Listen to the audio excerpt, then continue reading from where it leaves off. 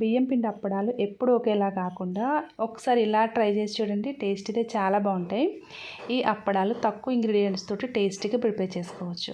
ఎవరి హెల్ప్ లేకపోయినా ఒక్కరమే హ్యాపీగా వీటిని ప్రిపేర్ చేసుకోవచ్చు అండి. అండ్ ఇవి టేస్ట్ కూడా చాలా బాగుంటాయి. ఒక్కసారి వీటిని ప్రిపేర్ చేసుకున్నామంటే సంవత్సరం అంతా హ్యాపీగా స్టోర్ చేసుకోవచ్చు. ఈ అప్పడాల ప్రిపరేషన్లో చాలా తక్కువ ఇంగ్రీడియంట్స్ యూస్ చేసామన్నమాట. అండ్ వీటిని నిమిషాల్లో ప్రిపేర్ చేసుకోవచ్చు. ఎండతో పని లేకపోయినా అంటే డే టైంలో ప్రిపేర్ చేసుకోవడం కుదిరిన వాళ్ళైనా ఇలా ఈ అప్పడాలు మీకు నచ్చిన టైంలో ప్రిపేర్ చేసుకోవచ్చు. దీనికోసం నేను కొంచెం బీట్రూట్ తురుము అయితే తీసుకున్నానండి. చిన్న బీట్రూట్ని పైన పొట్టు తీసేసి తురుమేసి పక్కన పెట్టాను. నెక్స్ట్ ఒక కప్పు బియ్యం పిండి తీసుకున్నాను. పొడి బియ్యం పిండి అనమాట. మనం ఏ కప్పుతో బియ్యం పిండి తీసుకున్నామో అదే కప్పుతో 2 కప్పులు నీళ్ళు పోసుకోవాలి. ఈ అప్పడాల ప్రిపరేషన్లో మెజర్మెంట్స్ కరెక్ట్గా ఉండాలన్నమాట. అప్పుడే మనకు పర్ఫెక్ట్గా వస్తాయి. నీళ్ళు స్టవ్ మీద పెట్టేసుకొని నెక్స్ట్ చిన్న ఇంచు అల్లం ముక్క అనమాట. అండ్ అలాగే ఒక 4 పచ్చిమిరపకాయలని కచ్చాపచ్చగా దంచేసుకోవాలి. చిన్న అల్లం ముక్క వేయడం వల్ల ఫ్లేవర్ బాగుంటుందన్నమాట. బీట్రూట్ వేస్తున్నాం కదా, సో ఆ ఎగుట్నెస్ అనేది తెలియకుండా అల్లం ముక్క వేస్తే బాగుంటుందన్నమాట ఫ్లేవరు. ఇలా కచ్చాపచ్చగా దంచేసుకుని పక్కన పెట్టేసుకుందాం. నెక్స్ట్ నీళ్ళు కూడా మరుగుతున్నాయి కదా, నీళ్ళు మరిగేటప్పుడే ఒక స్పూన్ జీలకర్ర అండ్ అలాగే 2 స్పూన్లు నువ్వులు వేసాను. నువ్వులు వేయడం వల్ల టేస్ట్ చాలా బాగుంటాయండి. అండ్ అలాగే చిటికెడు వంట సోడా వేసాను. వంట సోడా వేస్తే అప్పడాలు మనం బయట షాప్ నుంచి తెచ్చుకున్నట్టు ఉంటాయి టేస్ట్. అండ్ అలాగే రుచి సరిపడా సాల్ట్ కూడా వేసాను. ఇప్పుడు బీట్రూట్ తురుము కూడా వేసేసాను అనమాట. బీట్రూట్ తురుము వేసిన తర్వాత నీళ్ళు కలర్ఫుల్గా ఉంటాయండి. కానీ ఇవి రెడీ అయ్యేసరికి కలర్ చేంజ్ అవుతుంది అనమాట. అలా కలర్ చేంజ్ అవ్వకుండా ఉండడానికి కొంచెం నిమ్మరసం వేస్తే కలర్ చేంజ్ అవ్వదు అనమాట. ఇందులోనే కొంచెం కరివేపాకు కూడా వేసాను కట్ చేసి. అలాగే దంచి పెట్టుకున్న అల్లం అండ్ పచ్చిమిరపకాయ తొక్కు కూడా వేసేసాను. కలర్ఫుల్గా ఉండాలంటే ఖచ్చితంగా ఒక 4-5 డ్రాప్స్ నిమ్మరసం వేస్తే సరిపోతుందండి. బట్ నేనైతే వేయలేదు. వేసుకుంటే చూడడానికి చక్కగా కలర్ఫుల్గా ఉంటాయి. ఇలా నీళ్ళు మరుగుతున్నప్పుడు బియ్యం పిండి కూడా వేసేసుకోవాలి. బియ్యం పిండి వేసేటప్పుడు మంటను సిమ్లో అడ్జస్ట్ చేసుకొని ఉండలు లేకుండా స్మూత్గా మిక్స్ చేసుకోవాలండి. పిండిని చక్కగా మగ్గించేసుకోవాలి. అప్పుడే మనకి పర్ఫెక్ట్గా వస్తాయన్నమాట. ఇలా ఒక 4-5 నిమిషాల పాటు కలుపుకుంటూ ఉంటే పిండి అంతా కూడా చక్కగా మగ్గిపోతుంది అనమాట. ఇలా ఉండలు లేకుండా మిక్స్ చేసుకోవాలి. మీరు కావాలనుకుంటే ఇందులో చిటికెడు వాము కూడా వేసుకోవచ్చు.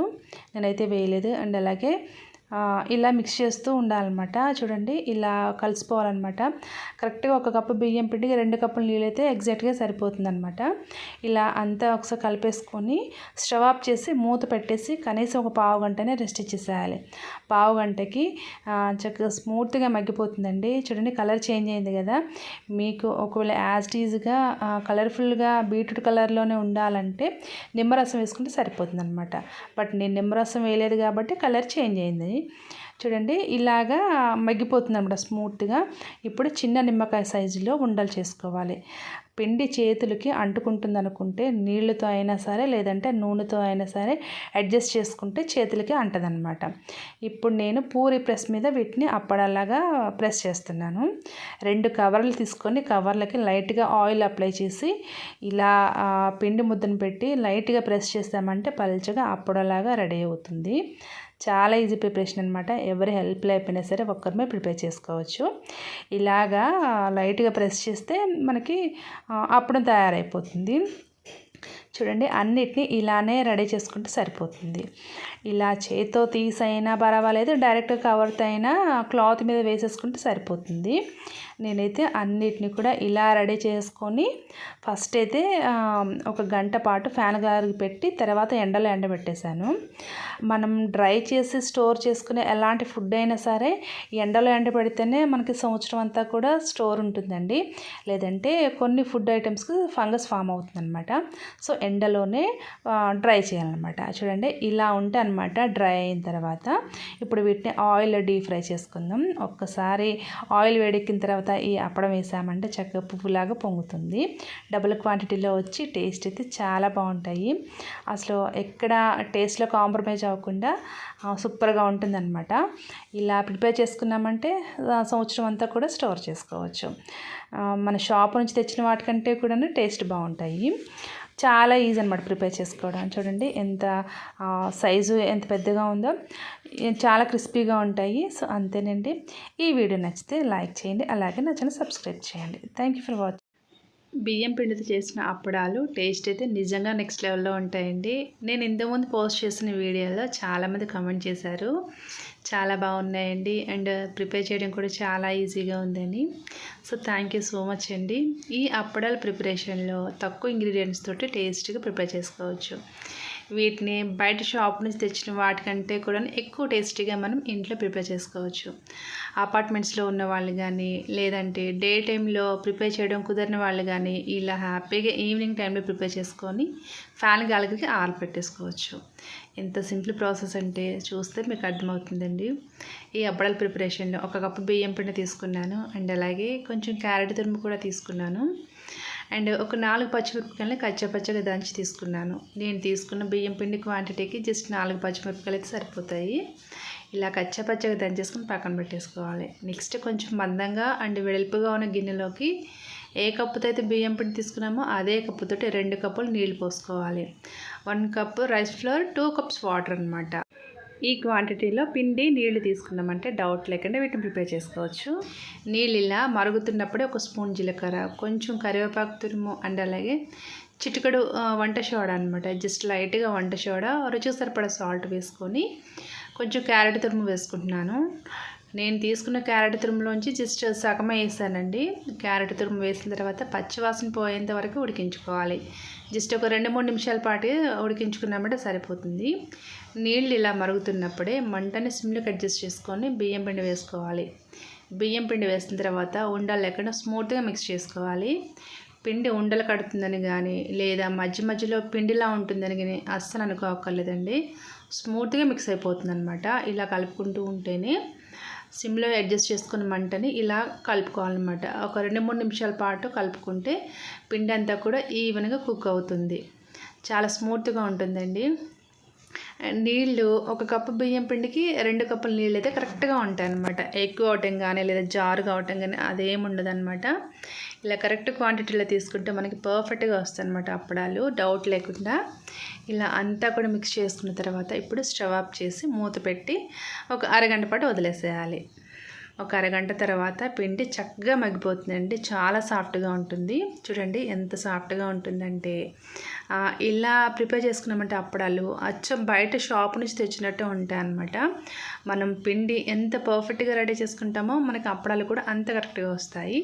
ఇప్పుడు ఈ పిండిని ఇంకొకసారి కలుపుకొని చేతికి ఆయిల్ అప్లై చేసుకొని మనకు నచ్చిన సైజులో ఉండలా ప్రిపేర్ చేసుకోవాలి. నేనైతే చిన్న నిమ్మకాయ సైజులో ప్రిపేర్ చేసుకుంటున్నాను. పిండి అయితే కొంచెం వేడిగానే ఉందండి. ఇలాగా చిన్న ఉండల్లాగా ప్రిపేర్ చేసుకోవాలి. మనం ఈ ఉండలు ప్రిపేర్ చేసుకున్న తర్వాత మిగిలిన పిండి మీద మూత పెట్టి కవర్ చేసుకోవాలన్నమాట. లేదంటే పిండి పొడివారిపోతుందన్నమాట. కొంచెం గోరువెచ్చగానే ఉందండి పిండి. ఇలానే ఉండాలన్నమాట. మరీ చల్లగా అయిన దానికంటే కూడాను గోరువెచ్చగా ఉన్నప్పుడే ఇలా ఉండలాగా ప్రిపేర్ చేసుకుంటే సరిపోతుంది. ఇలా చిన్న నిమ్మకాయ సైజులో ఉండలు ప్రిపేర్ చేసుకున్న తర్వాత వీటిని పూరి ప్రెస్ తోటి ప్రెస్ చేసుకుందాం. చూడండి, పూరి ప్రెస్ మీద 2 కవర్లు తీసుకున్నాను. ఈ కవర్లకి ఆయిల్ అప్లై చేసుకోవాలన్నమాట. అండ్ అలాగే చేతికి కూడా అప్లై చేసుకోవాలండి ఆయిల్. అప్పుడే మనకి పిండి కవర్లకి స్టిక్ అవ్వడం కానీ చేతికి స్టిక్ అవ్వడం కానీ జరగకుండా ఈజీగా రిమూవ్ అవుతుందన్నమాట. ఇలా ఉండపెట్టిన తర్వాత పైన ఇంకో కవర్ పెట్టి ఇలా ప్రెస్ చేస్తామంటే మనకు నచ్చిన సైజులో అప్పడం రెడీ అవుతుందండి. చూడండి ఎంత కరెక్ట్గా వచ్చిందో. ఇలా ప్రిపేర్ చేసుకున్నామంటే చాలా బాగుంటాయి అన్నమాట. మరీ పల్చని ఆకులా కాకుండా అలానే మందంగా కాకుండా ఇలా జస్ట్ లైట్గా ప్రెస్ చేస్తే ఇలాగా అవుతుందన్నమాట. ఈ విధంగానే అన్నిటినీ ప్రిపేర్ చేసుకోవాలి. మధ్యలో చేతికి పిండి అంటడం కానీ కవర్లకు పిండి అంటడం కానీ జరిగితే మళ్ళీ ఒకసారి ఆయిల్ అప్లై చేయండి. లేదంటే మన చేతులకి అంటుకుంటుంది, లేదంటే కవర్ నుంచి ఈజీగా రిమూవ్ అవుతుంది అనమాట. సో మధ్యలో కవర్కి చేతులకి ఇలా ఆయిల్ అప్లై చేసుకుంటూ అన్నిటినీ కూడా ఇలా ప్రిపేర్ చేసుకొని ఏదైనా క్లాత్ మీద వేసామంటే చక్కగా ఆరిపోతాయండి. చాలా సింపుల్ ప్రాసెస్ అనమాట. ఒకవేళ కవర్ నుంచి రాకుండా బ్రేక్ అవుతుంది అనుకుంటే అప్పడం పలుచగా ఉందని, లేదంటే ఆయిల్ తక్కువగా ఉందని అర్థం అనమాట. సో దాన్ని బట్టి చూసుకొని చేతులకి కవర్లకి ఆయిల్ అప్లై చేసుకుంటూ అడ్జస్ట్ చేసుకొని అప్పుడు ప్రిపేర్ చేసుకోవాలి. చూడండి ఎలా చక్కగా ఆరిపోయినాయో. నేనైతే ఓవర్ నైట్ ఫ్యాన్ గాలికి ఆరిపెట్టేసి తెల్లారి 1 గంట ఎండలో పెట్టాను అనమాట. ఇలా కరెక్ట్గా డ్రైగా అయిపోయాయి అనమాట. గలగల ఆడుతున్నాయండి ఈ అప్పడాలు. సంవత్సరం పాటు హ్యాపీగా స్టోర్ చేసుకోవచ్చు. చాలామంది ఫ్యాన్ గాలికి ఆరపెడుతున్నాం కదా అనుకుంటారు, కానీ అలా కాకుండా ఎండలో పెడితేనే మనకి కరెక్ట్గా సంవత్సరం అంతా కూడా హ్యాపీగా స్టోర్ చేసుకోవచ్చు. ఫ్యాన్ గాలికి ఆరబెట్టే వాటికంటే కూడా ఎండలో ఆరబెట్టిన వాటికి ఎక్కువగా డ్రైనెస్ ఉంటుందన్నమాట. అండ్ ఎక్కువ రోజులు స్టోర్ చేసుకోవచ్చు. వీటిని ఆయిల్లో డీప్ ఫ్రై చేస్తే చూడండి ఎంత పువ్వులాగా ఎంత పెద్ద సైజులో వచ్చినాయో. చాలా సింపుల్ అనమాట. నిజంగా చూడ్డానికి కానీ టేస్ట్లో కానీ బయట షాప్ నుంచి తెచ్చిన వాటిలానే ఉన్నాయి. సో మరి ఈ వీడియో నచ్చితే లైక్ చేసి సబ్స్క్రైబ్ చేయండి.